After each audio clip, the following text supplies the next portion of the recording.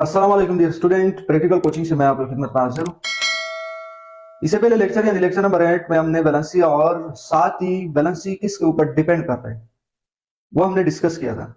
आज का जो लेक्चर है केमिकल फार्मूला, और साथ ही केमिकल फार्मूला किसी भी कंपाउंड का आपने लिखना कैसे, उनके लिए चंद स्टेप हमने लिखे, उन स्टेप को आपने फॉलो करना है तो किसी भी कंपाउंड के लिए आप फार्मूला आसानी से लिख सकते हो। तो हम स्टार्ट करते हैं। सबसे पहले डिफिनेशन क्या है?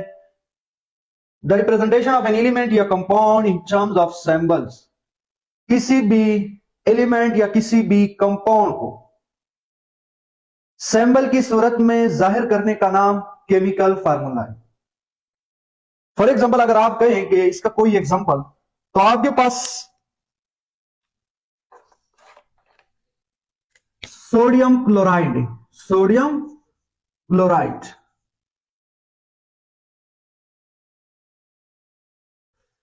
सोडियम के बारे में पता है आपको कि इसका सिंबल क्या है? Na, और साथ ही आपने क्या लिखा? Cl। ये एक कंपाउंड है। इस तरीके से अगर आप कहें कि सर दूसरा एग्जांपल, तो कार्बन कार्बन कार्बन मोनोऑक्साइड, यानी CO। सी कार्बन को शो कर रहे हैं, ओ ऑक्सीजन को शो कर रहे हैं। मोनो का मतलब आपको पता है, मोनो का मतलब होता है एक ऑक्सीजन, ठीक है। Carbon dioxide, carbon dioxide. अब यहां पे डाई का मतलब ये पहले कार्बन, कार्बन के बाद ऑक्सीजन, लेकिन यहां पे 2 लिखना है क्योंकि यहां पे डाई लिखा हुआ है। डाई का मतलब होता है 2, यानी ऑक्सीजन के जो एटम है वो कितने? 2 एटम है, ठीक है। तो CO2। इस तरीके से अगर आप कहें हाइड्रोजन सल्फाइड, हाइड्रोजन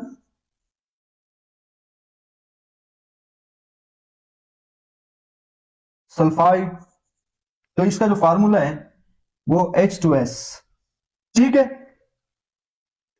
ये तो कंपाउंड के बारे में। लेकिन अगर आपने कहा कि सर एलिमेंट का कोई एग्जांपल दे, जैसे कि क्लोरीन का, ये जो आपके पास क्लोरीन है, इसका सिंबल क्या है? Cl। ये इसका केमिकल फार्मूला बना। कार्बन का क्या होता है? ये आपके पास कार्बन है, इसका C होता है, ठीक है। और इस तरीके से आपके पास ऑक्साइड अगर आप कहें तो ऑक्सीजन O है, ठीक है। यहां पे अगर आप आए, सल्फाइड सल्फर को शो कर रहे हैं। हाइड्रोजन का मतलब H। ये आपके पास एक एक एलिमेंट का मैंने एग्जांपल दिया, ठीक है, साथ ही कंपाउंड और एलिमेंट का। ये तो आपके पास केमिकल फार्मूले का डिफिनेशन। अब हम मूव करते हैं कि केमिकल फार्मूला आपने लिखना कैसे, उनके लिए चंद स्टेप है, ठीक है, उनको आपने फॉलो करना है। नंबर 1 स्टेप है, the symbols of two elements are written side by side in the order positive ion first and negative ion later। इसका मतलब यह है कि आपने जब भी किसी भी कंपाउंड के लिए केमिकल फार्मूला लिखना है, सबसे पहले साइड बाय साइड से। फॉर एग्जांपल इसका मतलब यह है कि ये जो आपके पास है NaCl, यहां पे मैंने लिखा, ठीक है, इसे आप स्क्रीनशॉट ले सकते हो।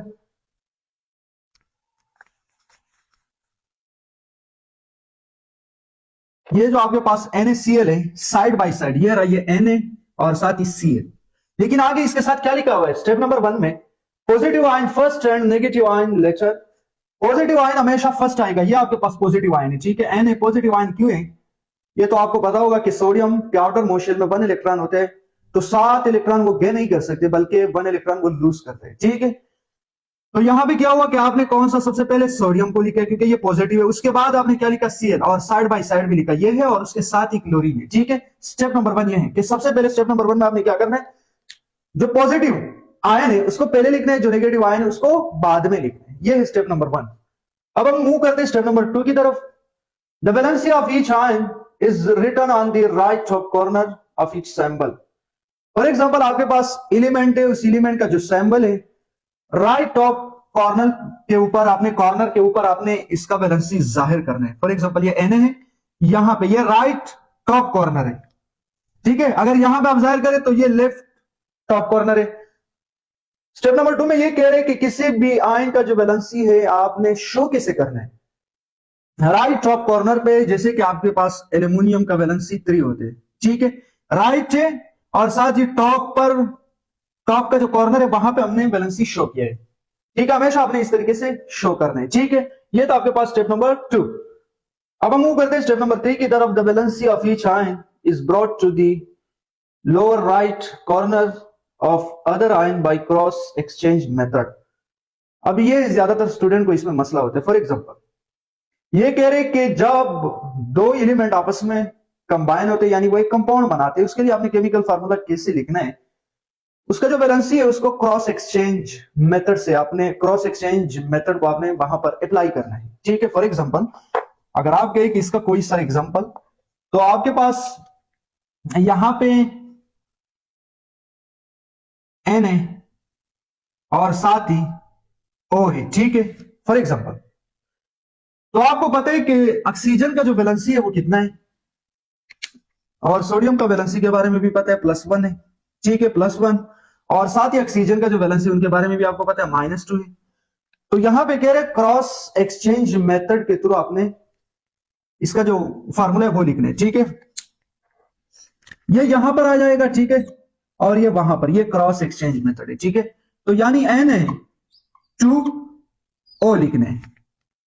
ओ के साथ अगर आप कहें कि सर 1 क्यों नहीं लिखा, 1 हम शो नहीं करते। ठीक है, इसका जो वैलेंसी है वो क्रॉस के बारे में तो आपको पता है, क्रॉसिंग मल्टीप्लिकेशन या क्रॉस एक्सचेंज मेथड, इस तरीके से आपने इसको क्रॉस एक्सचेंज मेथड के थ्रू करना है। ठीक है, तो यहां पे जो 1 था वो यहां, फॉर एग्जांपल ये जो 1 था ऑक्सीजन के पास आ गया, और ये जो आपके पास -2 था ये किसके पास, सोडियम के पास आ गया। ठीक है, तो Na2 ऑक्सीजन 1 है। ठीक है, अगर आप कहें कि सर दूसरा कोई एग्जांपल, तो आपके पास MgN, और Mg के बारे में आपको पता है इसका वैलेंसी कितना है 2, और इसका वैलेंसी कितना है 3। ठीक है, तो आपने कैसे लिखना है, इसको यहां पर लेकर आना है और इसको वहां पर। ठीक है, तो Mg3N2। ठीक है, ये 2 जो मैग्नीशियम का वैलेंसी था वो यहां पे लिखना है क्रॉस एक्सचेंज मेथड के थ्रू, और इसका वैलेंसी यहां पे लेकर आना है। ठीक है, ये था आपके पास स्टेप नंबर 2। Step number 3। ठीक है, अब हम मूव करते हैं स्टेप नंबर 4 की तरफ। If valencies are same they are offset not written in chemical formula. यहां पे कह रहे कि अगर वैलेंसी सेम है तो क्रॉस एक्सचेंज मेथड के थ्रू आपने हल करने की कोई जरूरत नहीं। वैसे हल भी कर सकते, लेकिन यहां पे कह रहे कि आपने करना क्या, लिखने की कोई जरूरत नहीं, ऑफसेट होगा। ऑफसेट का मतलब यह है, फॉर एग्जांपल कि यह आपके पास जो सोडियम है और क्लोरीन है, इसका भी वैलेंसी 1 होता है, इसका भी वैलेंसी -1 होता है। ठीक है, अब यहां पे क्या होता है कि ये दोनों जो है, ये चौथा जो रूल है उनको फॉलो करें, क्योंकि दोनों का वैलेंसी सेम है, वहां पे भी 1 है, यहां पे भी 1 है। यहां पे कह रहे कि यहां पे क्रॉस एक्सचेंज मेथड की कोई जरूरत नहीं है, डायरेक्ट लिख सकते हो NaCl। इस तरीके से आपके पास Mg इसका +2 है। ठीक है, +2, और ऑक्सीजन का -2 है। यहां पे आपने कैसे लिखना है, क्योंकि दोनों का वैलेंसी सेम है तो लिखने की कोई जरूरत नहीं, बल्कि सिर्फ आप MgO लिखो। ठीक है, ऐसे इस तरीके से। अगर आप देखें तीसरा कोई एग्जांपल, आपके पास एमोनियम है, इसका वैलेंसी भी +3 है, और आपके पास नाइट्रोजन, इसका वैलेंसी -3 है, तो ये ALN। ठीक है, इस वैलेंसी, ये जो आपके पास वैलेंसी गिवन है, इसको लिखने का कोई जरूरत नहीं है। वजह यह है क्योंकि इनका वैलेंसी सेम है। यह आपके पास स्टेप नंबर 4। अब हम मूव करते हैं स्टेप नंबर 5 की तरफ। यहां पर if an ion is a combination of 2 or more atom which is called radical, कह रहे कि अगर कोई आयन 2 या 2 से ज्यादा एटम का, फॉर एग्जांपल वो जो आयन है वो 2 या 2 से ज्यादा एटमों से मिलकर बने आयन, उसको हम रेडिकल कहते हैं। लेकिन वहां पे आपने करना क्या, आगे क्या लिखा है, having net charge on it, उसके ऊपर नेट चार्ज मौजूद है। पॉइंट नंबर 5 समझ में आया होगा। 2 या 2 से ज्यादा एटम जब आपस में मिल जाते हैं उससे आयन बनते हैं। वो जो आपके पास आयन है उसके पास नेट चार्ज भी होते हैं। वहां पे आपने क्या करना है, फॉर एग्जांपल ये एग्जांपल आपके सामने लिखा हुआ है SO4, इसका वैलेंसी -2 होते हैं, सल्फेट कहते हैं इसको। ठीक है, PO4 इसका वैलेंसी -2 होते हैं, फॉस्फेट। CO3 -2 होते हैं। ठीक है, इसका वैलेंसी भी, फॉर एग्जांपल ये वैलेंसी इसका -2 नहीं होता है, सॉरी, फॉस्फेट का वैलेंसी 3 होते हैं। ठीक है, और कार्बोनेट का वैलेंसी भी -2 होते हैं। स्टेप में आगे हमने क्या लिखा है, then the net charge represent the valency of the radical. ये कह रहे हैं ये जो नेट चार्ज है ये रेडिकल का वैलेंसी रिप्रेजेंट कर रहा है, शो कर रहा है। फॉर एग्जांपल अब आपका क्वेश्चन बनता है कि सर ये लिखना कैसे, तो यहां पे मैं आपको एग्जांपल के थ्रू समझाने की कोशिश कर रहा हूं। ठीक है, आसान है, इजी है। इसके साथ सोडियम आ गया, फॉर एग्जांपल सोडियम का जो वैलेंसी है वो आपको पता है प्लस से, और यहां पे आपके पास SO4 आ गया। क्या आ गया, SO4, और इसका वैलेंसी आपको पता है -2 होता है, -2।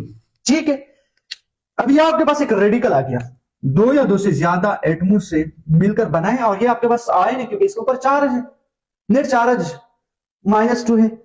अब आपने बिल्कुल सेम तरीका वही क्रॉस एक्सचेंज मेथड के थ्रू, लेकिन यहां पे चंद स्टूडेंट गलती कर देते हैं, वो कोशिश कर रहे हैं कि आपने उस गलती को करना नहीं है।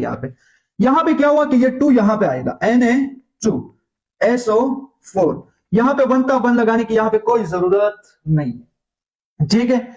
अब दूसरा आपके पास एल्यूमिनियम Al3 और साथ ही आपके पास SO4, ठीक है। इसमें ज्यादातर स्टूडेंट मिस्टेक करते हैं, ठीक है। ये -2 फॉर एग्जांपल ज्यादातर स्टूडेंट यहां पे क्या करते हैं, ऐसे लिखते हैं कि सर Al, यहां पे फॉर एग्जांपल आपके पास सर Al2 आ गया और SO4 और साथ ही यहां पे लिख देते कि सर ये रहा 3, ठीक है। फिर Al2SO4 सर +3 या मल्टीप्लाई कर देते।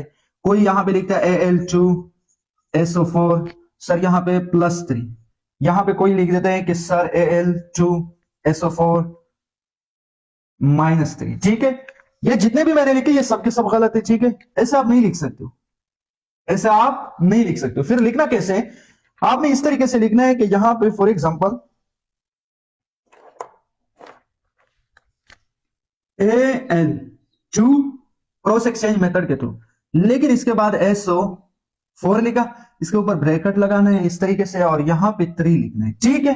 क्योंकि ये जो 3 है ये सल्फर के साथ भी ऑक्सीजन के साथ भी, क्योंकि ये आपके पास एक रेडिकल था। ऐसे आपने लिखना है, ठीक है। ये जितने भी स्टेप मैंने बताए ये गलत है, ऐसे आपने लिखना, ब्रैकेट लगाने के बाद वो नंबर यहां पे लिखने, ठीक है। लेकिन ऐसे नहीं कि पूरा ब्रैकेट आपने लगाया, एल्यूमिनियम के ऊपर नहीं आएगा क्योंकि एल्यूमिनियम एक अलग था, SO4 के ऊपर आएगा, ठीक है। तो यह आपने कोशिश करना है। यह आपके पास कौन सा स्टेप नंबर 5।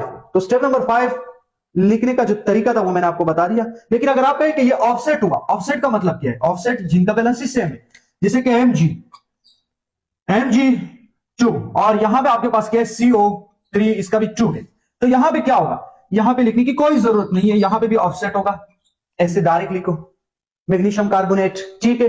तो यहां पे भी +2 था, यहां पे भी, यहां पे -2, सॉरी यहां पे +2 वहां पे -2, तो यहां पे लिखने की कोई जरूरत नहीं क्योंकि बैलेंस ही सेम है। वो स्टेप नंबर 3 में हमने डिस्कस किया है, स्टेप नंबर 3 में यहां पे हमने डिस्कस किया था, ठीक है। अगर आपको याद हो, सॉरी स्टेप नंबर 4 में। ये था आपके पास आज का टॉपिक कि आपने केमिकल फार्मूले को लिखना कैसे, इसका मेथड क्या है, किन स्टेप के थ्रू आपने इसको लिखना है। उम्मीद है आज का लेक्चर समझ में आया होगा। लेक्चर समझ आने की सूरत में आपने हमारे YouTube चैनल को सब्सक्राइब करना है और साथ ही बेल आइकन के ऊपर क्लिक करना है। Thank you so much.